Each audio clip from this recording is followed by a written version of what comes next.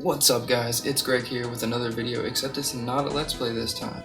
This is going to be me testing the waters on how I want to do my game reviews from now on. I'm not very critical of, well, anything but myself. I guess what I'm saying is, if you're hard to please, then your opinion on games is probably going to differ quite a bit from mine. Nonetheless, hopefully I can at least entertain you, or make you laugh, or anything really, just to enjoy the video. The first game I wanted to look at is Dragon Ball Z Legacy of Goku. A game I haven't played in like 18 years? Damn, 18 years. That's a long time. The reason I haven't played this game in so long isn't because it's just straight up horrible. It's because its sequels are so much better, like a million times better. I'd be lying if I said I didn't enjoy this game as a preteen, so let's see if I still enjoy it as a post-old. So Legacy of Goku is one of those games where as a kid it's like, yeah, I'm Goku, I'm punching stuff. But as an adult it's like, oh, I'm only Goku, and I have a single two-piece combo to punch stuff with. You also get 3 special moves, which seem like they should have rode the short bus to school. You have the standard Ki Blast, which is okay, I guess, and of course you have the Kamehameha, but it has incompetency issues. And then you have the Solar Flare, which is the only one I found useful. Like, I wouldn't have beat the game without it useful. Goku can of course fly, but only as long as he has FP. You can replenish your FP by grabbing these little orbs with feathers on them. There isn't much use for it though. You can use it to fly over gaps or up mountains. It's also good for making a hasty retreat, or to get some distance between you and your enemies if need be. You need every advantage you can get because bosses and even regular enemies will kick the shizzle out of you, and to make it worse, neither one of them have health bars. Damage is also incredibly inconsistent. There are 2 sound effects that happen when either Goku or an enemy gets hit. When sound A happens, normal damage seems to occur, but when sound B happens, I think they're supposed to be blocking or something and either take reduced damage or no damage. As far as special moves go, you'll need Ki to use them, but it's okay, I hardly ever ran out personally, and even if you do, it regenerates pretty quickly. The standard Ki Blast is really only good for breaking crap open or blowing stuff up, but sometimes you will find an item inside. I really only used the Kamehameha to grind out a few extra levels at the end of the game, but the moment I got the Solar Flare is when I stopped dying. As much. I literally used the Solar Flare for every enemy. Dinosaurs, henchmen, bosses, squirrels, everything. It's funny to think that in this game, Goku can get taken out by a wolf, a cloud, or a crab, of all things. The enemies you face do start to make a little bit more sense later on. The task that Goku has to do to progress the story, on the other hand, do not. You'll find yourself collecting naughty magazines, flowers, capsules, and tree saplings. You'll also end up escorting a couple lost kids and a kitty back to their homes. They're all pretty much like that. I don't think any of them have anything to do with fighting except for one, and it's the only kind of normal one. Goku beats up some thugs and stops a bank robbery, which did happen in the show, but it was Gohan who did it. Everything about this game is like Diet Ball Z, including the story. It's like, okay, I can tell this is Dragon Ball, but it's got that shitty aftertaste. It starts out normal enough. Raditz shows up, kidnaps Gohan, Goku and Piccolo team up, and off they go. Goku finds himself in a small village just south of the Spinach Waste, and this is where the menial tasks really begin. The village elder asks Goku to solve the village's problems before he would help him. Goku does, and the old man teaches him the Solar Flare instead of him picking it up from Tien.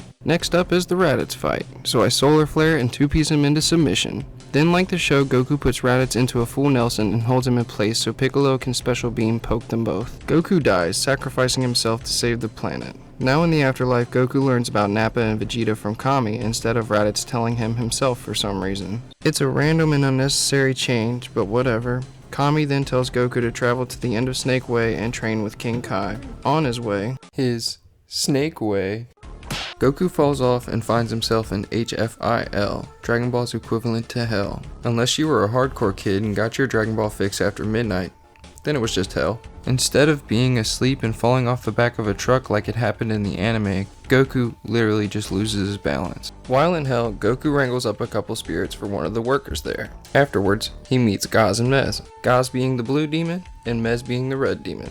Mez makes a deal with Goku that if he catches him, he will show him the only way out of hell. Goku, being a hungry boy, sees a fruit on the ground. He goes to eat it, but Mez pops out and tells him that only King Yemma is allowed to eat the Yemma fruit. This distracts Mez enough to allow Goku to catch him, and as agreed, he shows him the way out of hell. When he returns to Snake Way, he realizes he's all the way at the beginning again. Running out of time, he speeds things up. Once Goku reaches the end of Snake Way and meets King Kai has a couple of tasks he would like Goku to accomplish before he would truly train him. First, he would like Goku to catch the monkey Bubbles. Second, he would like him to murder Gregory. Gregory is a floating cricket, by the way. When Goku finishes, King Kai teaches Goku the Kamehameha instead of Roshi. Another weird thing they omitted from the game is that there is no mention of Kaioken or the Spirit Bomb at all. Having learned all that King Kai can teach him, it's time for Goku to return to the world of the living. When Goku pops back into existence, he's on Kami's lookout. He flies down from there, passes through a snowy area and another town on his way to fight Nappa and Vegeta. Guess how I beat them both? It rhymes with solar flare. After frying Nappa and Vegeta's retinas, Vegeta resorts to creating a fake moon since Piccolo destroyed the original. I don't think they explain that in-game, you're just supposed to know from the anime. Vegeta becomes a grade 8, punches Goku in the face, and thinks he has the day won. But just then, when things looked bleakest, Yajirobe leaped into action, cutting off Vegeta's tail.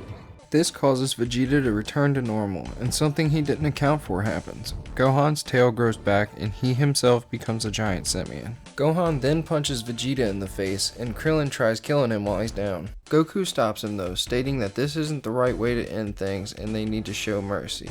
Krillin reluctantly agrees, and Vegeta... Wait a minute. Did Vegeta just use instant transmission?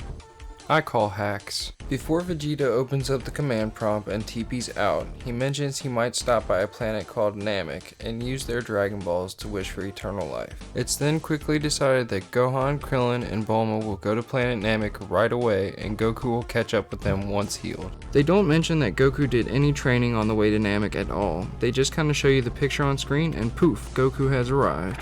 Now on Namek, Goku helps out a couple of the native aliens that are known as Namekians. Oh my god! The little beamy Namekians are adorable! Anyways, after being a good Samaritan, Goku has to collect and place 3 different colored artifacts around this statue to be able to move on to the next area. In that area awaits the Ginyu Force, and here lies another random change. Goku has to fight every member except Gildo. I don't even think Gildo is in the game. Come to think of it, neither is Dodoria or Zarbon. Everyone also refers to them as the Ginyu Squad instead of the Ginyu Force, and that's just strange. Captain Ginyu also loses the battle without doing his signature move, Body Change. It's funny, when Goku wins, he straight up calls the squad weak. He's like, y'all are boring, I'ma go find Frieza now. He sees his ship off to the east, so he heads in that direction. Once inside, Vegeta tells Goku to get into the rejuvenation chamber to heal up before the final battle. Krillin just wants to show off his new swag though. Swag! After Goku gets healed up and exits the rejuvenation chamber, and just before confronting Frieza, King Kai contacts him, and lets him know that since Piccolo has been wished back to life, they can now use the Earth's Dragon Balls to wish everyone back that Frieza killed, and send them to Earth. They have to send everyone to Earth because Namek is unstable, even though this is the first time it's mentioned at all. It's also supposed to happen closer to the end of the fight. Goku walks up to Frieza, Frieza talks a little shiz, solar flare punch punch transform, solar flare punch punch transform, solar flare punch punch transform, solar flare punch punch, dead. Krillin died somewhere in there, and Goku goes Super Saiyan for the first time, but it's less like...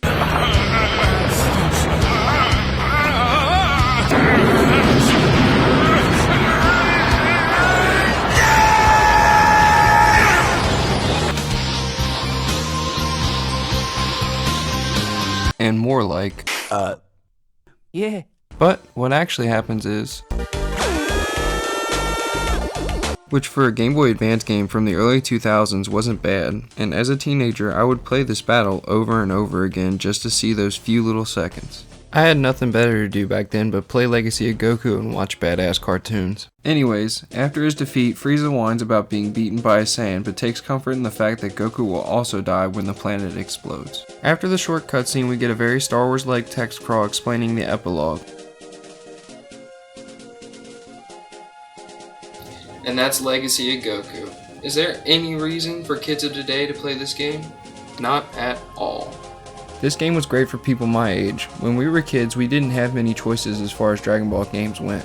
Now both younger and older gamers have games like Kakarot on the PS4 or Xbox One, or Fusions on the 3DS to play. There's even a Dragon Ball Heroes game in the US now. Dragon Ball Heroes is essentially Dragon Ball fan fiction. If you like Dragon Ball, it's worth a look.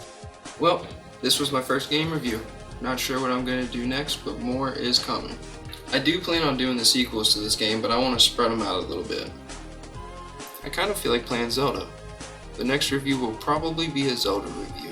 Thank you so much for watching. Until next time, stay happy, stay healthy, and do you.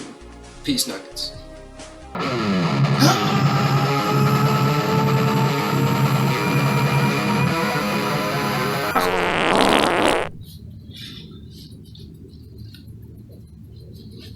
Yeah.